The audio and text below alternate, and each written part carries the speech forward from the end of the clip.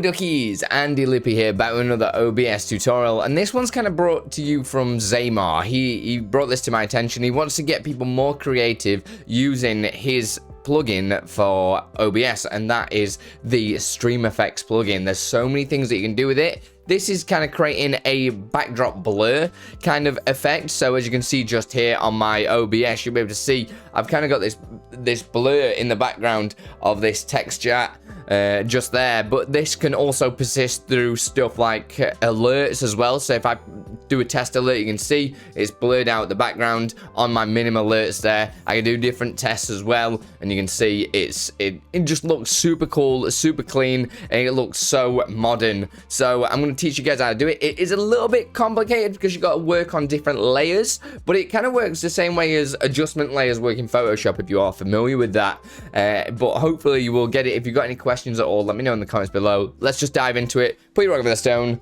Let's go.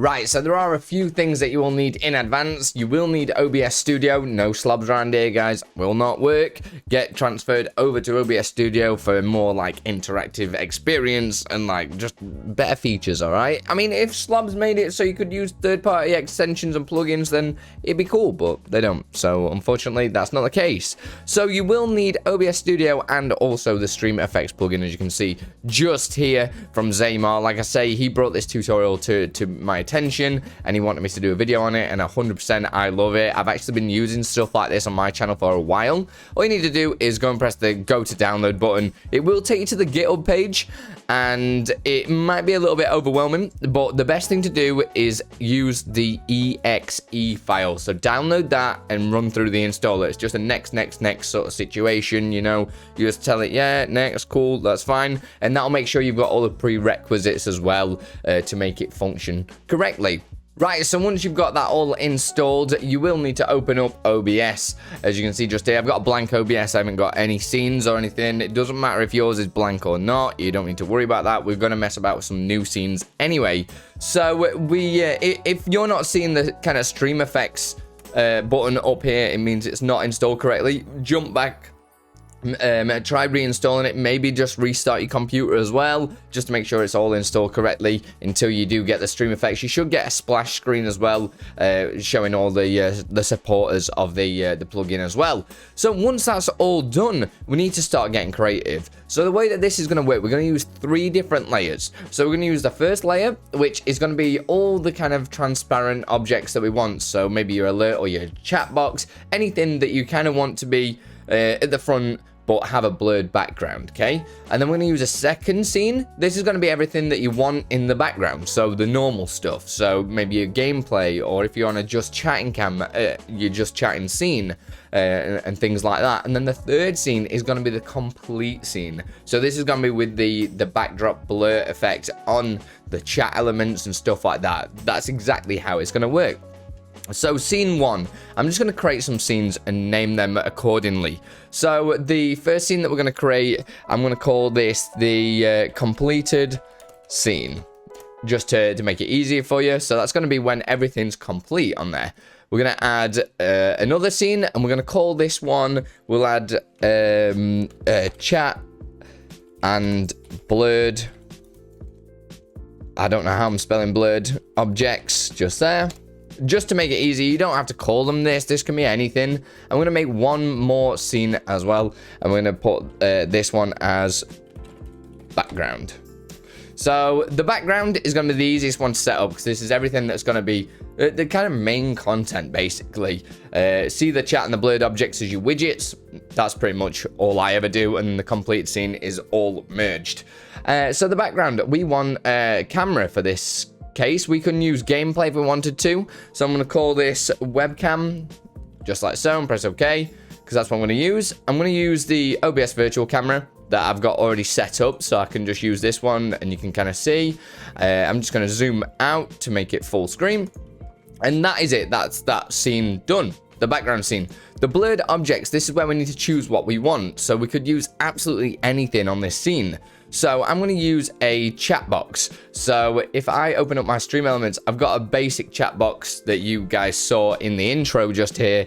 There's nothing fancy. It's just using a standard kind of chat box from stream elements. Super easy to set up.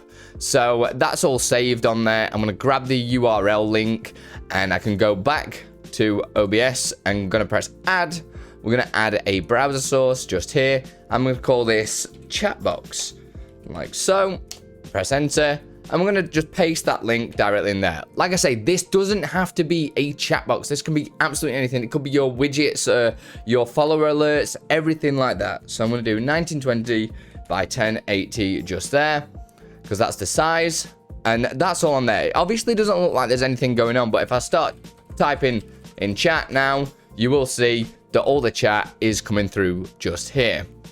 So if you remember, this is completely transparent at the moment, okay? And the way that you can probably tell, if I put a color source on in the background, so I'll do a color source and I'll just move this underneath.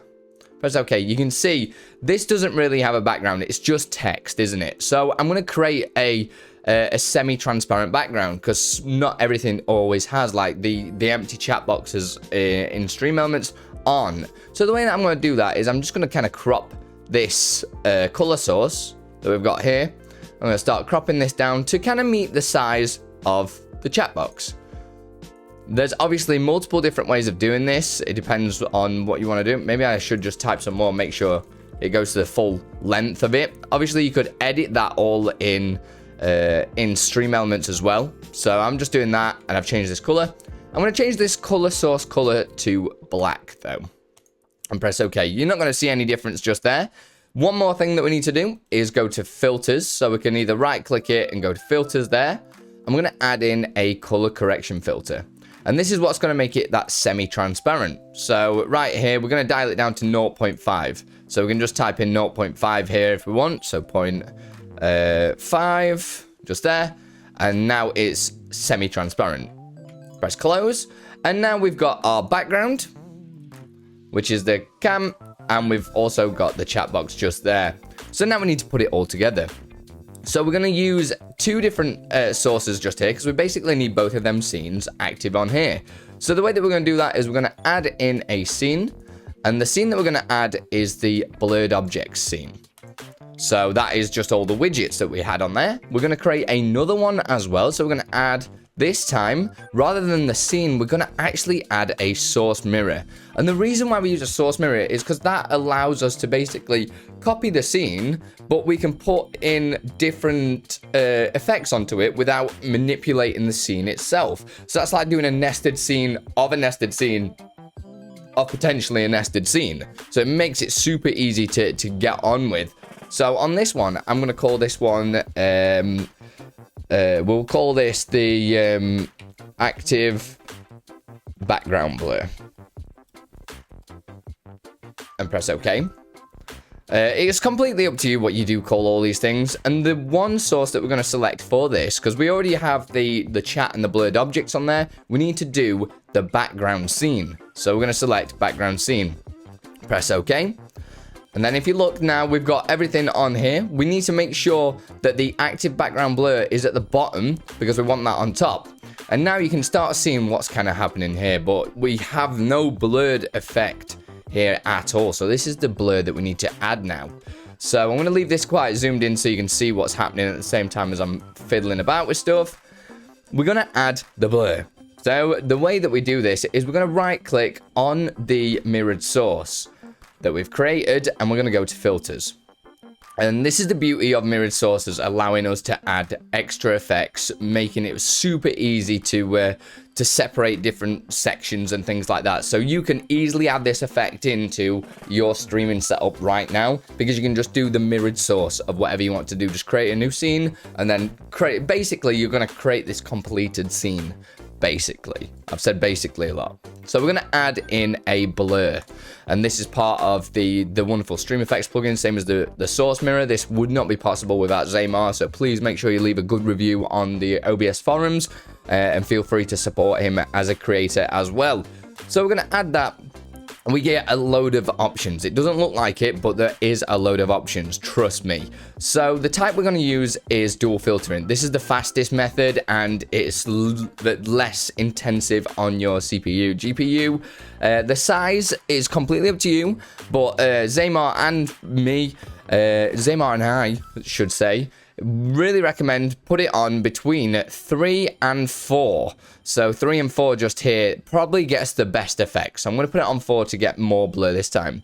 And this is where you can see we've kind of blurred the whole entire cam, as you can see just here, but we only want that small section. So we're going to create a mask. So we're going to press apply mask.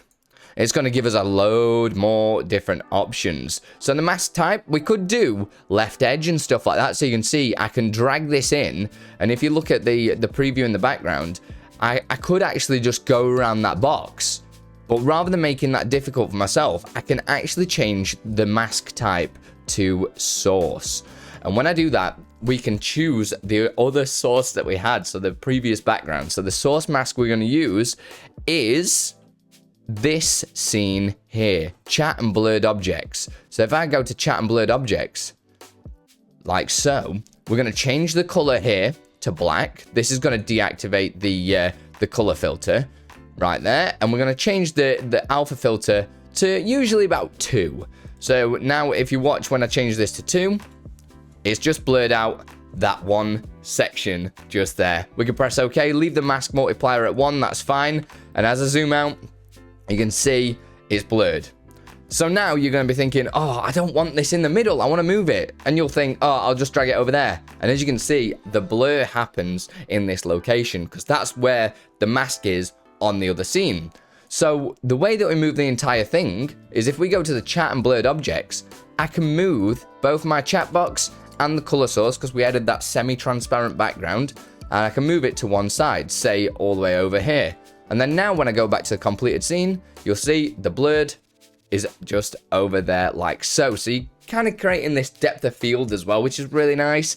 And it looks super modern. Add maybe some rounded corners to it, all the different effects that you can add.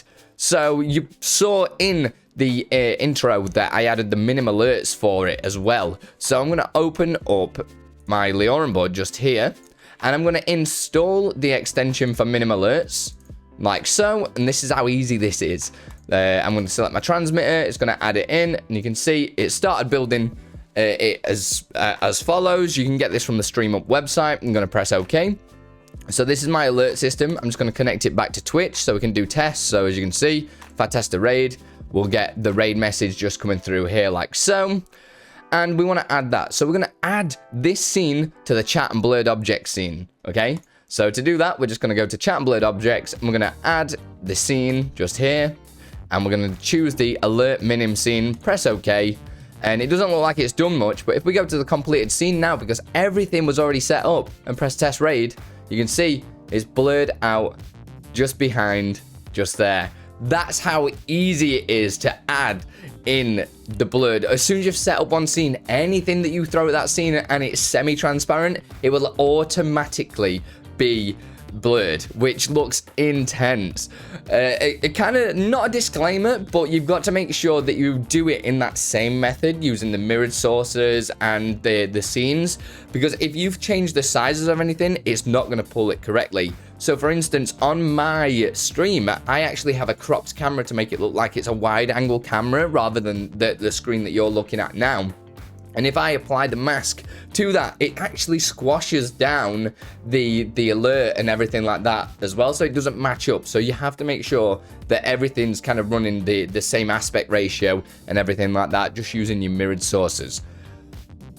Ooh, sheesh. All right, so that was a mouthful. Hopefully that's inspired you to get creative with this kind of thing. Hopefully Zaymar's going to send some more tutorials that he wants me to cover as well. There's so many cool things that you can do with stuff like that. I'm wanting to cover some dynamic masks and stuff as well.